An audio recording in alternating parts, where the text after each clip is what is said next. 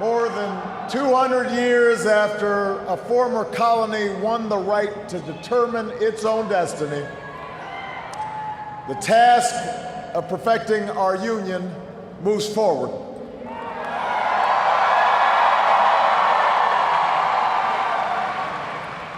It moves forward because of you.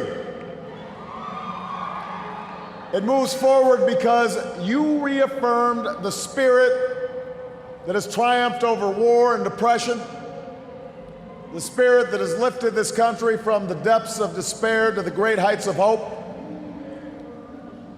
the belief that while each of us will pursue our own individual dreams, we are an American family and we rise or fall together as one nation and as one people.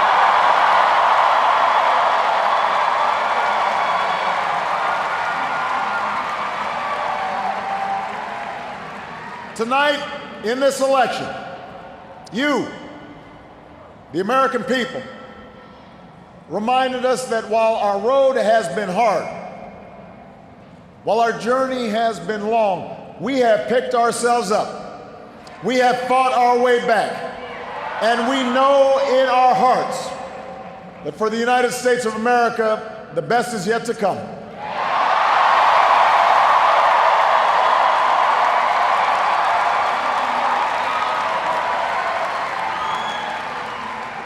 I want to thank every American who participated in this election.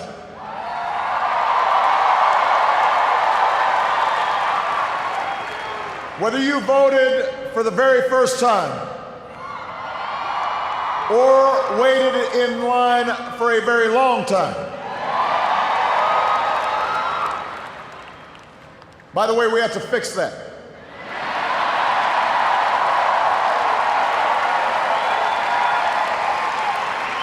Whether you pounded the pavement or picked up the phone.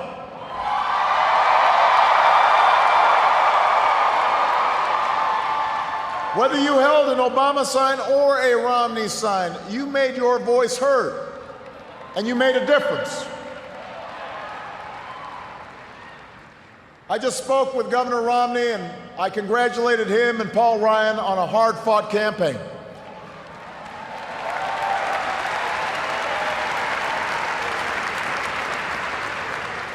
We may have battled fiercely, but it's only because we love this country deeply, and we care so strongly about its future.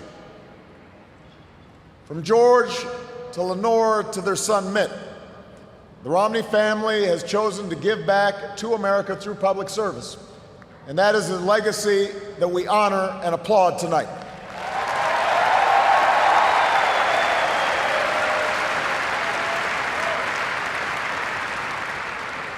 In the weeks ahead, I also look forward to sitting down with Governor Romney to talk about where we can work together to move this country forward.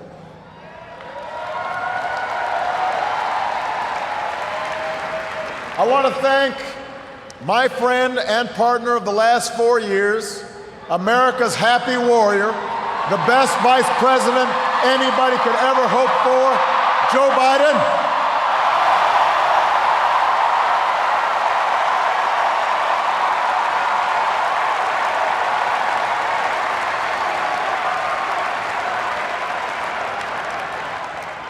And I wouldn't be the man I am today without the woman who agreed to marry me 20 years ago.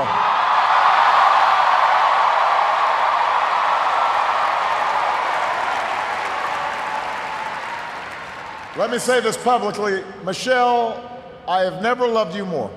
I have never been prouder to watch the rest of America fall in love with you too, as our nation's First Lady.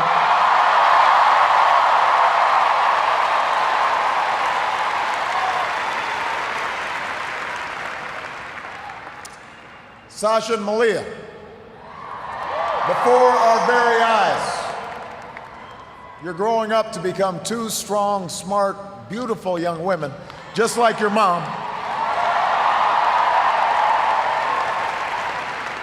And I'm so proud of you guys. But I will say that for now, one dog's probably enough.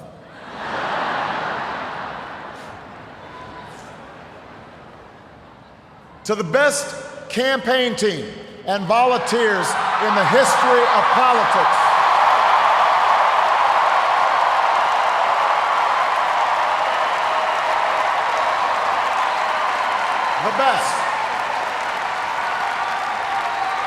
The best ever.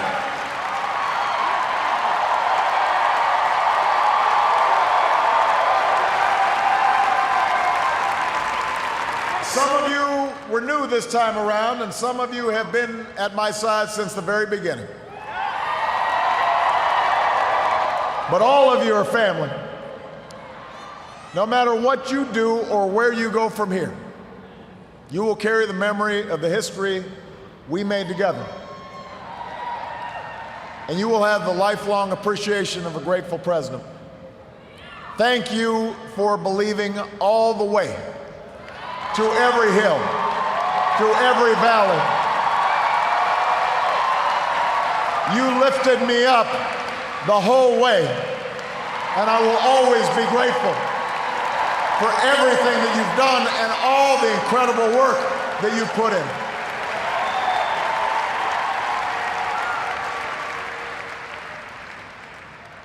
I know that political campaigns can sometimes seem small, even silly.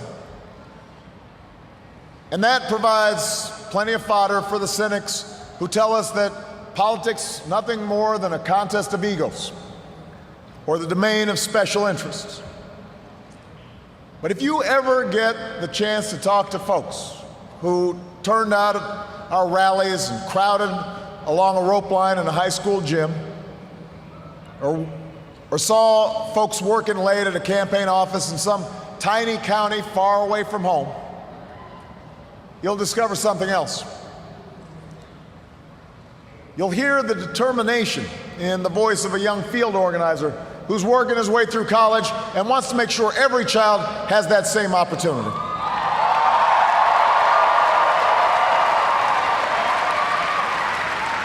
You'll hear the pride in the voice of a volunteer who's going door to door because her brother was finally hired when the local auto plant added another shift.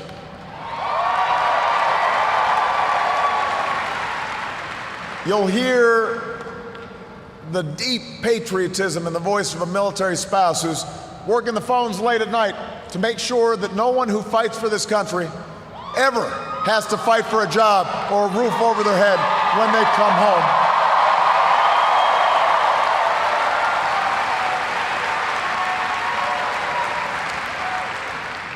That's why we do this. That's what politics can be. That's why elections matter.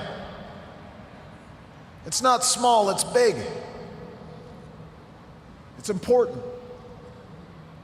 Democracy in a nation of 300 million can be noisy and messy and complicated. We have our own opinions. Each of us has deeply held beliefs.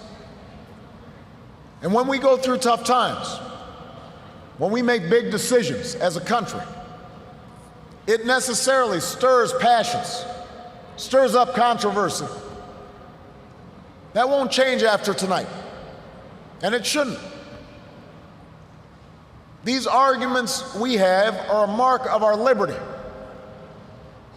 And we can never forget that as we speak, people in distant nations are risking their lives right now just for a chance to argue about the issues that matter, the chance to cast their ballots like we did today.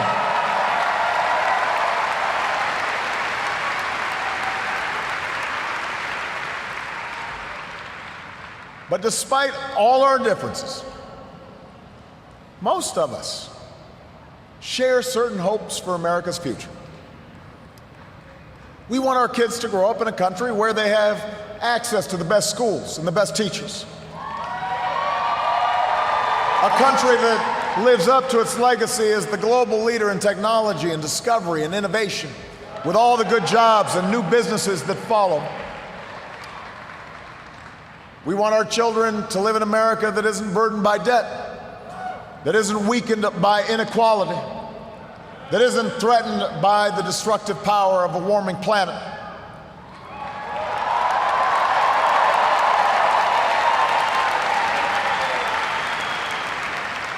We want to pass on a country that's safe and respected and admired around the world.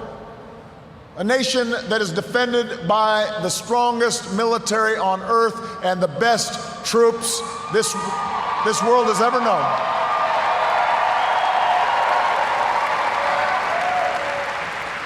But also a country that moves with confidence beyond this time of war to shape a peace that is built on the promise of freedom and dignity for every human being. We believe in a generous America, in a compassionate America, in a tolerant America, open to the dreams of an immigrant's daughter who studies in our schools and pledges to our flag.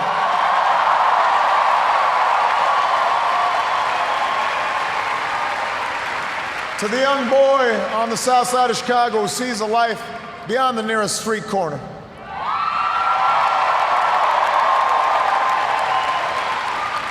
To the furniture worker's child in North Carolina who wants to become a doctor or a scientist, an engineer or an entrepreneur, a diplomat or even a president. That's the future we hope for. That's the vision we share. That's where we need to go. Forward. That's where we need to go. Now, we will disagree, sometimes fiercely, about how to get there. As it has for more than 2 centuries, progress will come in fits and starts. It's not always a straight line. It's not always a smooth path. By itself, the recognition that we have common hopes and dreams won't end all the gridlock or solve all our problems or substitute for the painstaking work of building consensus and making the difficult compromises needed to move this country forward. But that common bond is where we must begin. Our economy is recovering. A decade of war is ending. A long campaign is now over.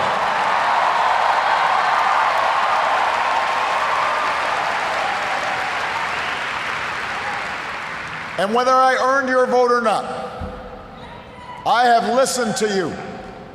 I have learned from you. And you've made me a better president. And with your stories and your struggles, I return to the White House more determined and more inspired than ever about the work there is to do and the future that lies ahead.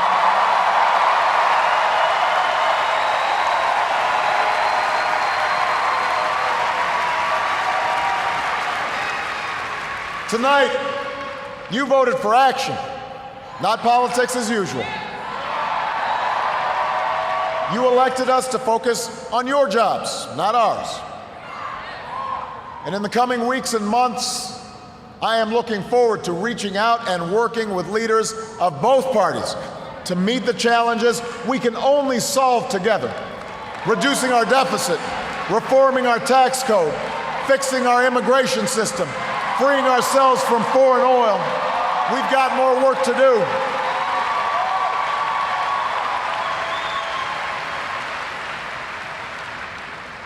But that doesn't mean your work is done. The role of citizen in our democracy does not end with your vote. America's never been about what can be done for us. It's about what can be done by us together through the hard and frustrating but necessary work of self-government. That's the principle we were founded on. This country has more wealth than any nation, but that's not what makes us rich. We have the most powerful military in history, but that's not what makes us strong. Our university, our culture, are all the envy of the world, but that's not what keeps the world coming to our shores. What makes America exceptional are the bonds that hold together the most diverse nation on earth. The belief that our destiny is shared, that this country only works when we accept certain obligations to one another and to future generations, so that the freedom which so many Americans have fought for and died for comes with responsibilities as well as rights, and among those are love and charity and duty and patriotism. That's what makes America great.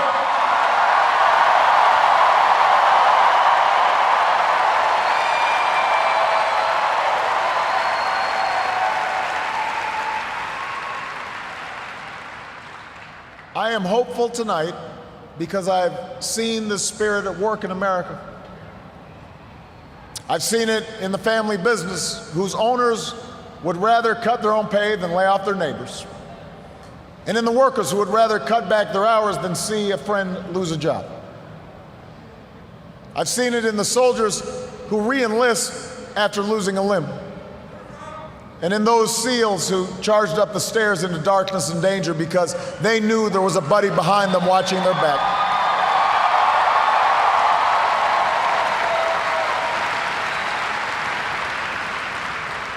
I've seen it on the shores of New Jersey and New York, where leaders from every party and level of government have swept aside their differences to help a community rebuild from the wreckage of a terrible storm.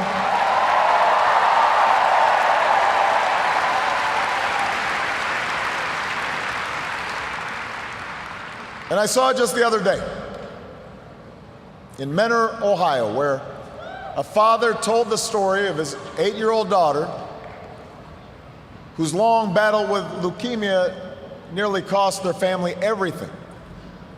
Had it not been for healthcare reform passing just a few months before the insurance company was about to stop paying for her care.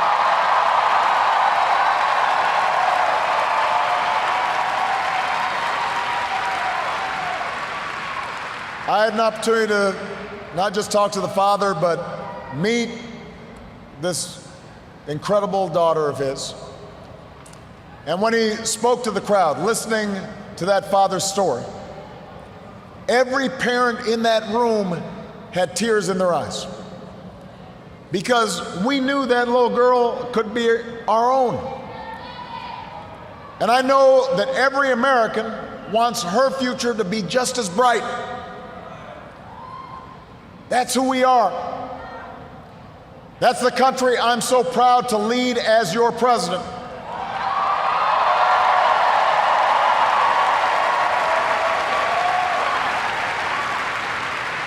And tonight, despite all the hardship we've been through, despite all the frustrations of Washington, I've never been more hopeful about our future.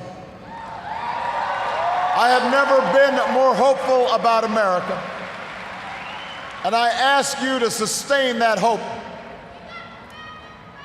I'm not talking about blind optimism, the kind of hope that just ignores the enormity of the tasks ahead or the roadblocks that stand in our path. I'm not talking about the wishful idealism that allows us to just sit on the sidelines or shirk from a fight. I have always believed that hope is that stubborn thing inside us that insists, despite all the evidence to the contrary, that something better awaits us, so long as we have the courage to keep reaching, to keep working, to keep fighting.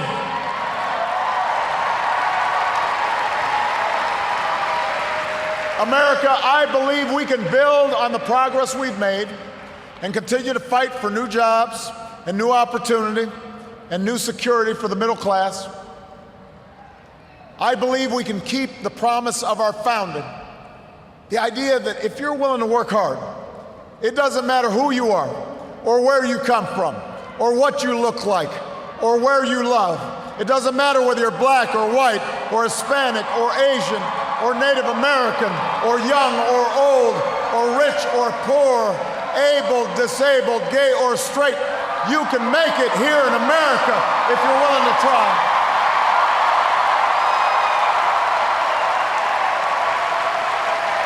I believe we can seize this future together because we are not as divided as our politics suggests. We're not as cynical as the pundits believe. We are greater than the sum of our individual ambitions. and we remain more than a collection of red states and blue states. We are and forever will be the United States of America. And together, with your help and God's grace, we will continue our journey forward and remind the world just why it is that we live in the greatest nation on earth. Thank you, America. God bless you. God bless these United States.